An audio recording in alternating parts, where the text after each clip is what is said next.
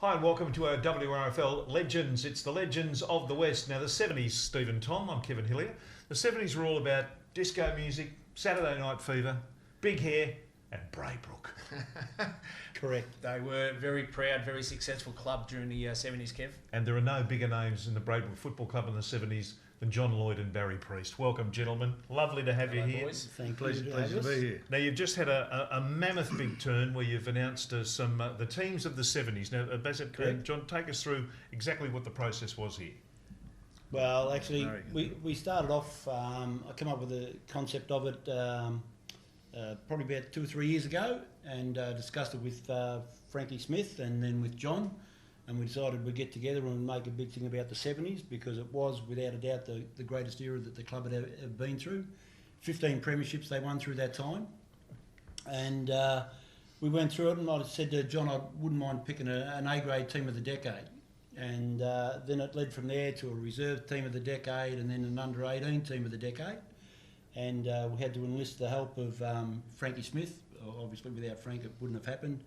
And John, obviously, for the A grade. And then we enlisted the help of Peter Brown, Darryl Fox and Gordon Philpott to help us with the under-18s because you're going back 40 years, mate, and trying to remember players from 40 years ago become a bit hard. And, yeah, we went through it and then we thought we'd add a bit onto it and we picked our president and vice president and secretary and treasurer of the decade and our trainers and runners and timekeepers and chairman of selectors. And cover them all there. We covered every basis. Even the umpire. Did you mention the umpire? Yeah. Oh, I haven't mentioned that. And then we got to the stage and we thought, well, we're doing everything else.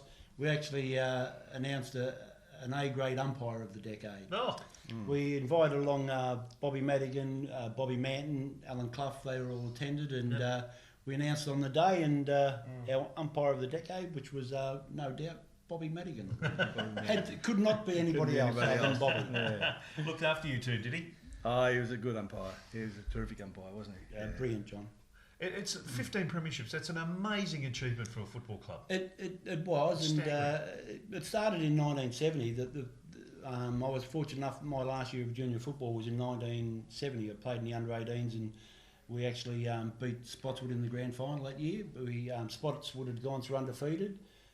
Braybrook had a lot of players that had been playing senior football, Charlie Morris and Lindsay Arnell and players like this, and we all got back together for the finals and we went on and we beat them in the grand final by 8 goals and they'd been previously undefeated. It was marvellous. And we went on, we won 4 A grades under John, 3 under John and 1 under George, 2 reserve, I think it was 3 under 18s and junior ones, and Doug Hawkins played in 6 of those. Yeah. So, amazing. John, when you went to Braybrook, your expectation was of instant success that you got?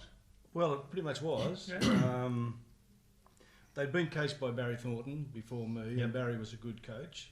They played finals under Barry. So when I came along, it was just a matter of continuing from where Barry left off. You did make a few changes, though. I made a few changes, yes, and got a few new players coming to the club. Actually, a few just walked in looking for a game. They turned out to be quite good players, like Harry Vassilitis just turned up, and Michael Kelly came back to the club, and they were really good players. Michael Kelly went on to play league football. Yep. And so it was terrific. And a lot of the boys had been together for a while. Braybrook always had good juniors. I noticed since I got there they had really good junior sides. Yeah. You'd see Dougie Hawkins running around in the under-14s at that stage and the 15s, whatever they were. And so a lot of those boys had come through the different grades up through into the A grade under Barry and then myself. And would it be fair to say you tried to change the culture there slightly, John? I did try to change the culture. But they were good. The players, I said no drinking of a Thursday night. You have a couple of Tuesday night, but no drinking of a Thursday night. A previous legend that we spoke to on one of these segments used to drink on Thursday night, Friday night, and have a couple before the game on a Saturday. Right.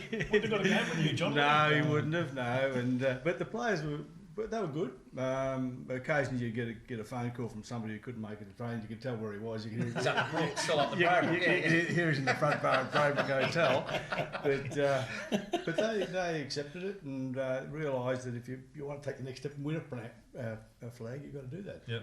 Did you feel at that time, Johnny, that you knew you had the playing group? I mean, it's right to come in as coach knowing you've got a good group and to change the culture. And that's a big thing back then, to stop basically the Thursday night barrels, to say, look, we're going to be disciplined from Thursday night's preparation.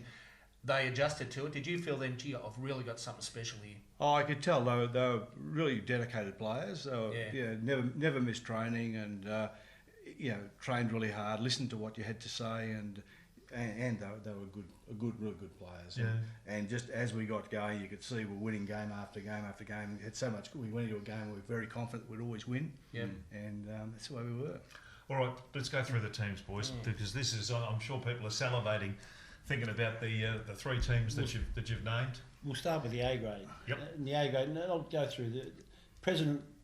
Jack Arnell, obviously had to be Jack Arnell, was a great president of the time. Peter Joyce, vice president. Georgie Dyson, secretary. Frankie Smith as treasurer. Coach Johnny Lloyd. Team manager Murray Graham. Trainers were Teddy Bryson, Teddy Harding and Harry Hillier. The side, from a back line. And Murray was chairman selectors, Murray Graham as well. Yeah. Yeah, I think I announced that, Oh, John. yeah. He's team manager and chairman selectors. Still the coach. Exactly.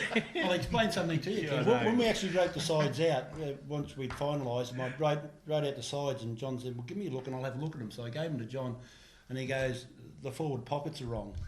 And I've gone, what do you mean the forward pockets are wrong? He said, we always have the rover in the right pocket, not the left. And that's true. True, Yeah, Sam? it is true. Yeah. True? Yeah, everything's got to be correct. Yeah. That's correct. He had to have him on the right flanks and the right, turgid on his right foot. And So you were right back then, because you never drank. You never drank. I was a Thursday non-drinker. nights. I Non-drinker, so loved you're it. laughing at Thursday nights. Mate, It's I- good. Very imagine- not the same. Either was drinking. Yeah. Imagine coming into a Braybrook side and telling everybody you're a non-drinker, mate. No one showered with you. I'd kept records of every game that I've ever coached at Braybrook. Yep.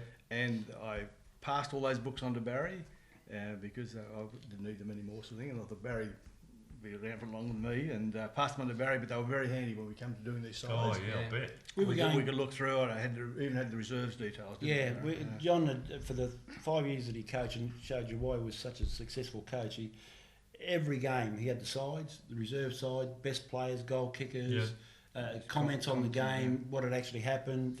That's incredible. Attention to detail. It is staggering. And we actually, when we first started doing it, and we were showing Frank and a few others down there, and they just couldn't believe that these records John had kept. Yep. You know, how many games that blokes had actually played in the A grade. In red was how many games they'd started on the interchange, and it was just amazing. It just shows you why we're so successful. Come on, tell us the side. Nolly Borden, back pocket. Wayne O'Gorman, full back. Peter Showler, back pocket. Half-back line was Kenny Graham, Barry Thornton and Rodney Urch. Centre line was Ronnie Bothwick, Mickey Kelly, Mickey Smith. Half-forward line was Glenn Weston, myself and Johnny Lloyd as captain coach. Forward line was Nolly Aldous, Billy Harris and Georgie Bissett. The followers were Les Hawkins, Charlie Morris and Peter Sonsi. And the interchange we named them in alphabetical order. Right. And we named 6. Michael Langwin, Malcolm Aegis, Brian Delaney, Darryl Fox, Gary Johnson and Paulie Russell. That was the A grade. That's a great team, right? Now take us through the reserves. The reserve side started with backline, Billy Bird, Gary Tilton, Ian Gaylard, Peter Brown, Gary Skinner, Keith Priest. Centre line was Fab Gaddy, Jimmy Trevelyan, Nobby Moore, or Robert Moore. Half forwards were Barry Taylor, Bobby Baird, Peter McVeigh.